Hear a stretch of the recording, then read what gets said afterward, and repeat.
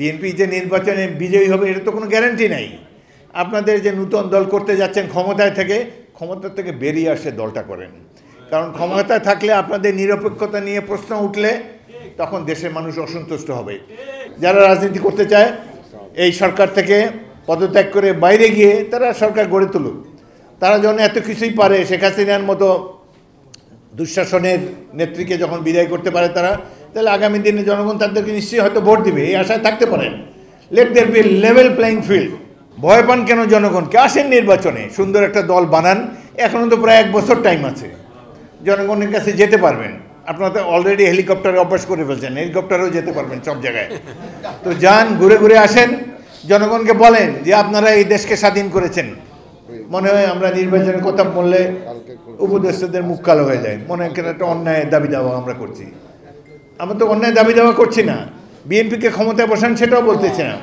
তবে এটা অবশ্যই বলবো, কিংস পার্টি গঠন করবেন না।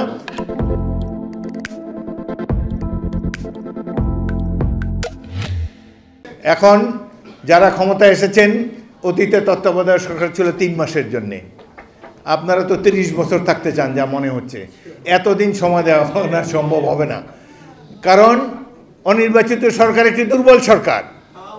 নির্বাচিত সরকার যেমনই হোক, তারা জনগণের সমর্থন নিয়ে আসে ক্ষমতায়, পরে যদি ভালোভাবে রাষ্ট্র চালাতে পারে থাকবে, রাষ্ট্র চালাতে না পারলে আবার গণ অভ্যুত্থানের মাধ্যমে তাদেরকে বিদায় করে দিয়েন।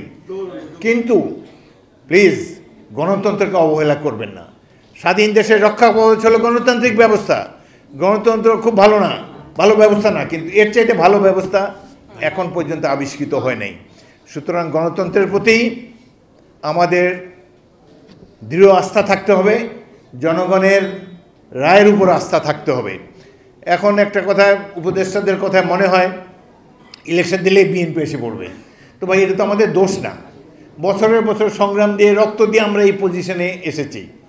বিএনপি বারবার নির্বাচিত হয়েছে সুষ্ঠু ইলেকশনে শহীদ জিয়া রহমানের আদর্শকে ধারণ করে। আমরা সেই আদর্শ ধারণ করে আগামী দিনে পথ চলতে চাই।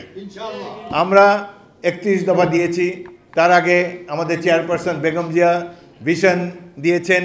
আমরা সব দিক দিয়েই গণতান্ত্রিক ব্যবস্থাকে শিরোধার্য করে একটি কল্যাণ রাষ্ট্র গড়ে তুলতে চাই। সুতরাং নির্বাচনকে ভয় পাবেন না। প্রফেসর ইউনূস অত্যন্ত সম্মানিত ব্যক্তি, তার কোনো অভিজ্ঞতা নাই রাষ্ট্র পরিচালনায়, তার সাফল্য আমরা দেখতে পাচ্ছি না, তবুও আমরা তাকে সমর্থন জানাবো। কারণ দেশে বিদেশে সবখানে তিনি একজন নোবেল লরিয়েট, সারা বিশ্বে তার পরিচিতি আছে, এবং এই মুহূর্তে এই সরকারের নেতৃত্ব দেওয়ার জন্য তিনিই যোগ্য মানুষ। কিন্তু নাবালকদের কথা চলবেন না। আপনি দেশের মধ্যে অনেক জ্ঞানীগুণী ব্যক্তি আছে, অনেক রাজনৈতিক দল আছে যাদের রাষ্ট্র পরিচালনার অভিজ্ঞতা আছে, তাদের সাথে আলাপ করে, দেশের জ্ঞানীগুণী মানুষের সাথে আলাপ করে এই রাষ্ট্রটি চালান এবং দীর্ঘ সময় থাকার চেষ্টা করবেন না। যত দিন যাবে অর্থনৈতিক অবস্থা তো খারাপই হচ্ছে।